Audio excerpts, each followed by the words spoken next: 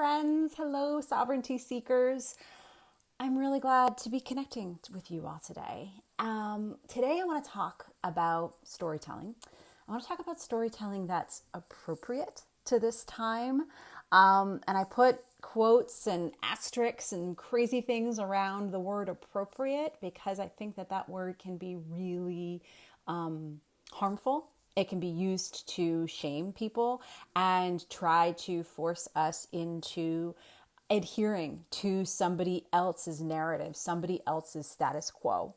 So I want to talk about how we tell our stories, our real, true, authentic, I gotta share this with the world stories in times like this, in moments of isolation, in moments of I haven't put on real pants in 3 weeks, in moments of my kids are everywhere, in moments of, oh my goodness, I feel my privilege so heavy and so perfect on my shoulders, and I am at once wanting to celebrate it and wanting to shut up all at the same time. I am looking around perhaps and saying, wow, they have it easier than I do. There's so many different stories and so many different threads happening to all of us right now.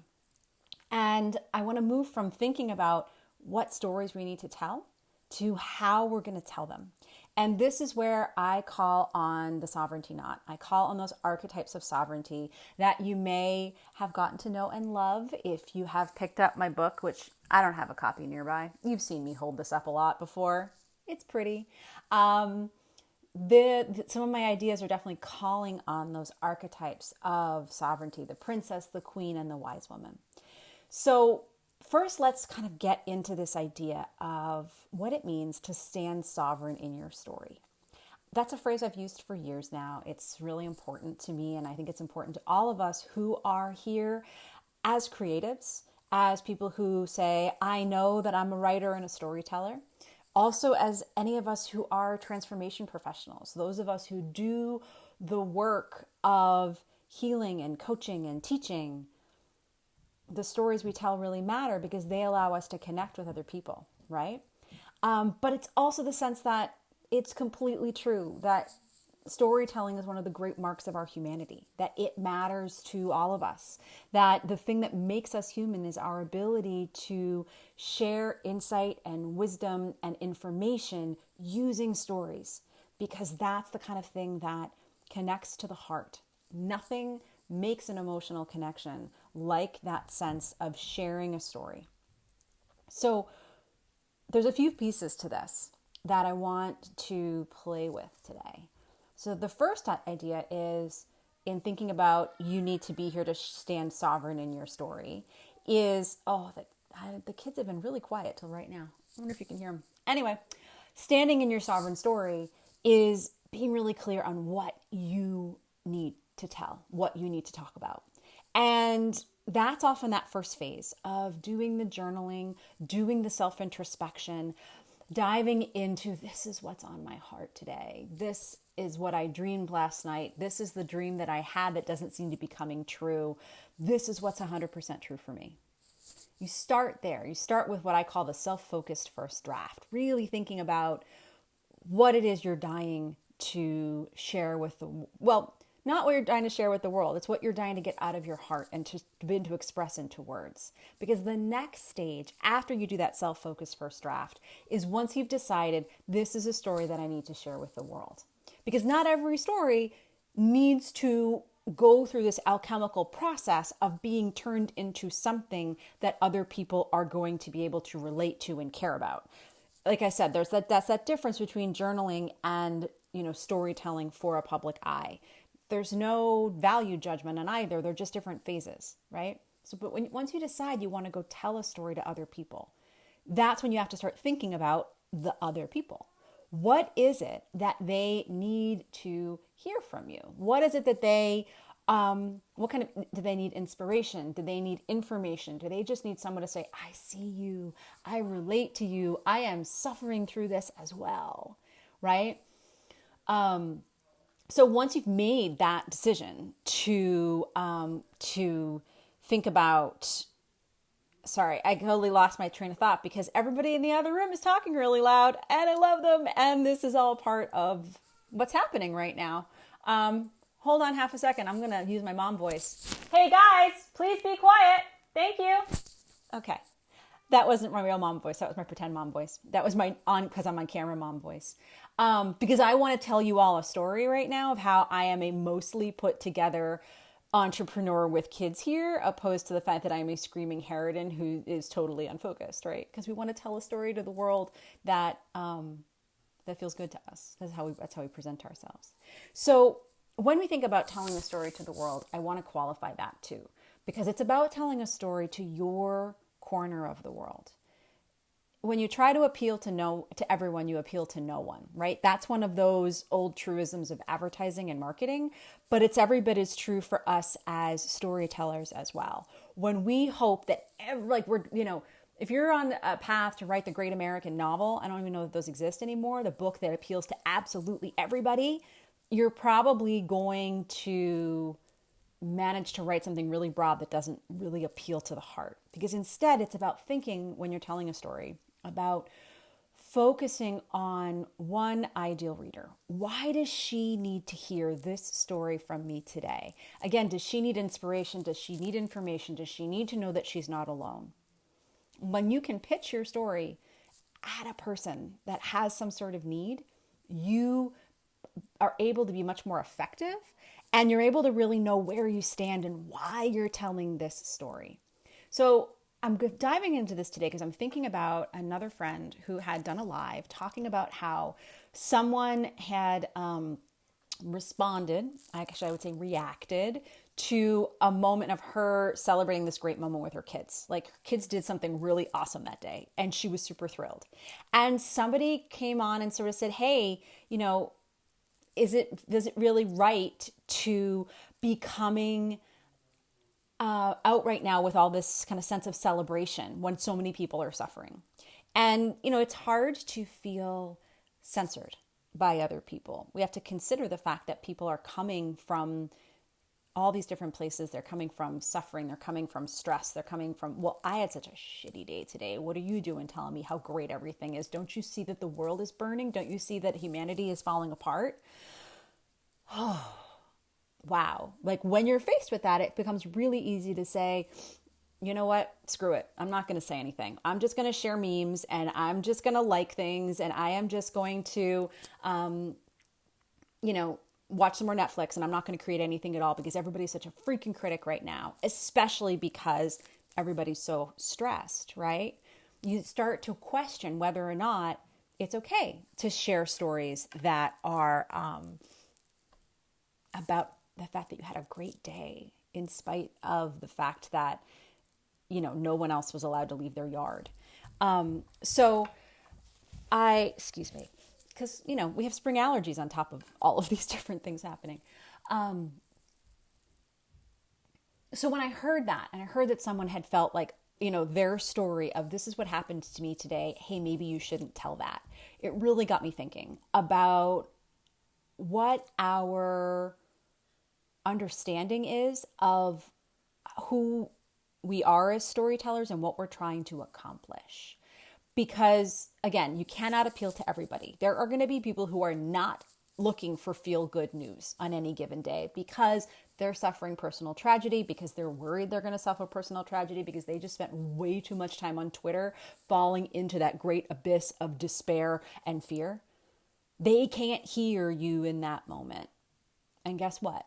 It's not your job to appeal to them. If you're telling a story that says, hey, you know what, today we had a win in this house. Today I've been making, my 6-year-old's been making artist videos that she wants me to put out online for everybody to see. Like, that's a freaking win. It feels amazing. I love being able to tell that story to people because it's feel good, right? And there are lots of moments when she's just playing on the iPad and is doing anything but creating art. She's just absorbing what Facebook Messenger for Kids allows her to do. But I can tell both of those stories, and both of them are true. And when I tell both of them together, like, hey, look at this amazing thing that what my family did yesterday. And by the way, this morning was a total shit show.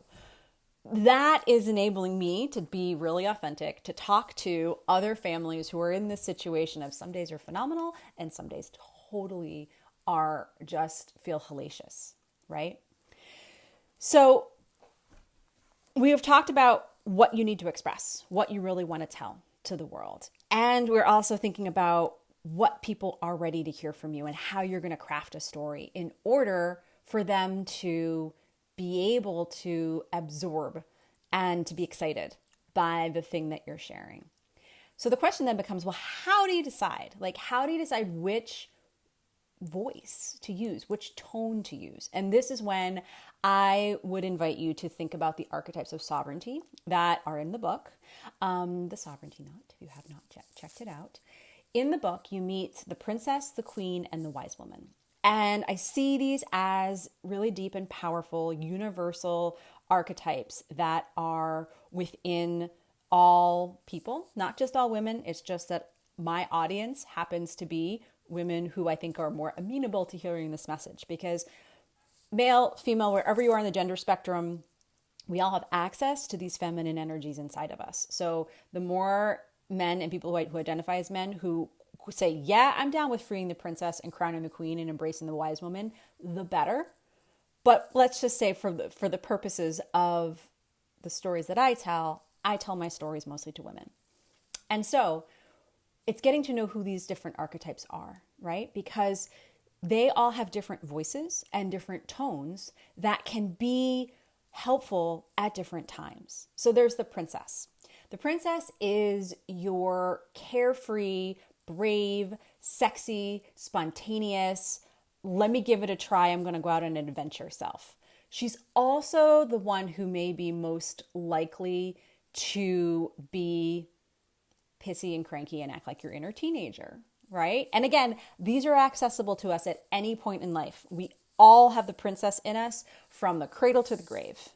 And we call in these different voices depending on what's going to be most helpful. So the princess really wants to talk about things related to innovation and optimism. The princess has this idea that's like, hey, you know what? Despite everything that's going on, anything is possible, right? So and she has a flip side, which is everything sucks, nothing is possible, I am just gonna quit.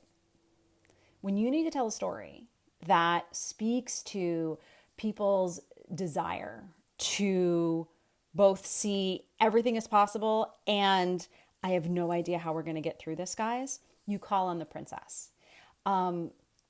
She tends to be the voice that you can use when you're being really conversational, when you want to reveal new ideas and to kind of pull back some truths about how hard things are. So, princess. Next, let's talk about the queen for a little bit. The queen is our executive manager. She's got this all under control kind of archetype. She is amazing and she needs to not be in charge of running the show all the time. Actually, today's blog post that I just put up is really talking about how I am wrangling with the fact that my queen is deeply overcommitted and is trying to get way too much done, especially during these weird and difficult times.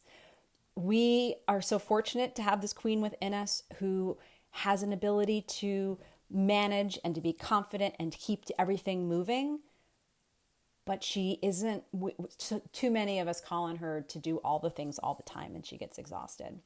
But when you want to tell a story as a queen, this is when you are coming in and saying, hi, everybody, I want you to know that I can figure this out for you. I've got these 5 great tips. I've got this story that shows we tried this and it worked. I want to really speak to you as the woman at the head of the table. And that's when you're writing to people who are looking for advice and they're looking for a how-to, right? That's the appropriate voice to use in moments when you know people are looking for really practical information. Okay? The third voice is the wise woman. She is stillness. She is presence. She is our spiritual selves. She is the one who's connected to the greater reality, to God and the guides, however you understand those to be. She's the one who's able to step back and say, hey, you know what? Right now, we're going through immense trauma as a human race. And if you look at it as part of the big picture, it's okay. And I know that there's a lot of pushback right now on people who are seeming to be spiritually bypassing and saying, hey, look how happy Mother Earth is right now, that planes aren't flying and that, the water seems cleaner and all these different stories, some of which are true and some of which are not true. There's been a huge pushback against that sense of you must be speaking through so much privilege if you're able to say, hey, let's look at this as an actual benefit to humanity, right? I think there's an important place for that voice, for that sense of saying, hey, you know what? In the time of humanity, there have been great plagues and great suffering, and we are in one of them right now, and we can actually learn a great deal. And it's important to be aware of the human toll, but it's also important to pull back the lens and see this in the grand scape of history. I think we're losing out on some of that really great insight because so many people get triggered by that sense of, oh, you're just, again, you're spiritual bypassing. But that's the voice of the wise woman. That's what she does. She sees, she is immortality. She is mortality. She is infinity. She's seen everything. She lets us shift our perspective so that we can allow both the reality of what's happening right now and look at it from the greater spiritual sense. So when you sit down to tell a story, you are probably going to lead with one of these. Are you here to share a new idea or to commiserate about what really sucks, like the princess? Are you here to give some general guidelines on how to manage homeschooling right now? That's the voice of the queen. Are you here to ask people to pause and take a big, deep spiritual breath and speak through the lens of the wise woman? Ideally, of course, we are all three of these in, if not equal measure, at least in a conscious flow between the three of them. Any piece of writing that you're going to put out into the world, I would recommend that you think about how you can give a little bit of all three. If you're going to be talking about, hey, this is how you bake bread even though there's no more yeast left at the store, like the queen would in giving you steps, how do you draw in the princess to make this article a little more interesting and fun? How do you bring in the wise woman to perhaps contemplate what it means that we're in a shortage of flour and yeast and how to put that in the bigger picture? Not every piece of writing needs all of these different levels of nuance, but an awareness of them can really strengthen who you are as a storyteller. So I'm really grateful to everyone who's tuned in today. And I shared actually in my blog post today that this was supposed to be like a big webinar, and I was going to do, getting everyone to register and do the whole Zoom thing and do the whole entrepreneurial, this is how it's done. And that's okay that I didn't today. And I'm super psyched that instead this feels easy and a little bit off the cuff, because this is how I see the world. This is how I see my stories. And this is how I see storytelling and how it works. And you have your stuff that you are really wise and really smart about, that you can share with an equal level of ease. Because right now, our princesses need a chance to play and explore and try things out without taking it too damn seriously. Our queens need a chance to rest and stop trying to work so hard. And our wise women need a chance to be heard, for us to slow down enough to get that wisdom that they often say at a whisper that gets drowned out when we're moving too fast through everything.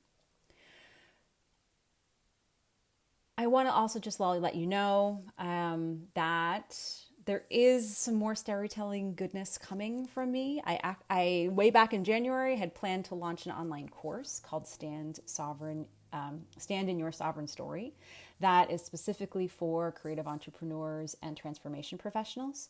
And of course, we're in an age right now where it feels really weird to sell anything, right?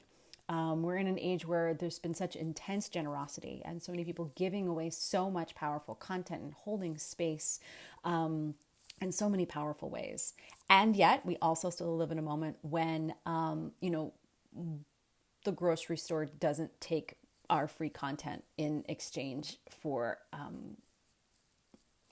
meat and bread and cheese and eggs. So I encourage you to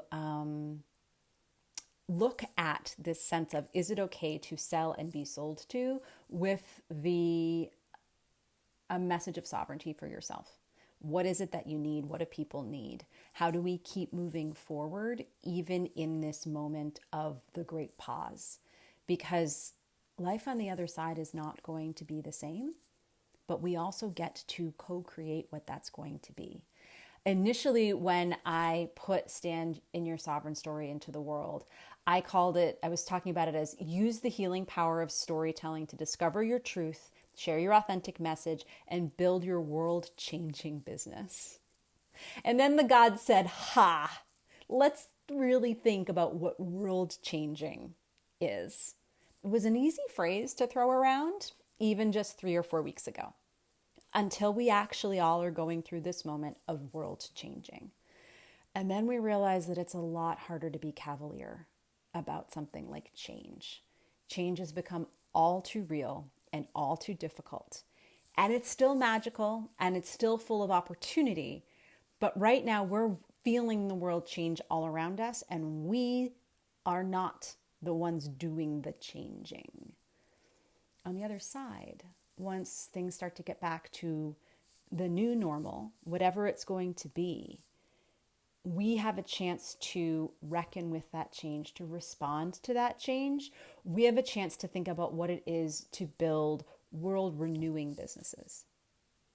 And that's where I'm thinking about right now. That's what I'm focusing on when I start teaching this course. I'll pop a link in. Let me know if you're interested.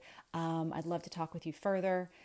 I do not think we all need to use the pandemic in order to be intensely productive, but I also don't think the flip side is that we all just throw up our hands and say, F it, I'm just going to be dragged along by whatever it is that happens and cross my fingers double, triple that it'll all be okay on the other side. Because sovereignty is about agency.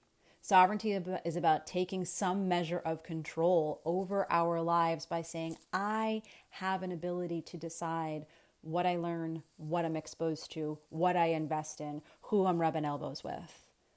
And that becomes part of my sovereign duty, if you will, to say, I'm going to keep creating things and calling people together to teach things and embody things that we're going to need on the other side of all this and through all of this. So again, I'll drop the link. Let me know if you're interested. And ultimately, be sovereign everywhere. Even in your jammies and even on the couch, and even when you decide that you are just so friggin' exhausted today you can't do anything. That's okay. That's a conscious decision to be in your wise woman self and resting. Okay? Let her be. And remember that tomorrow's a new day and you can stand in your sovereignty with a fresh energy. Perhaps you're going to go on an adventure like the princess and go and explore those woods that you haven't been able to see before. Perhaps you'll strike up a conversation with somebody you've always admired from afar online and realize this is the time to say, hey, I really love your work. And, maybe it's an author that you've always wanted to reach out to.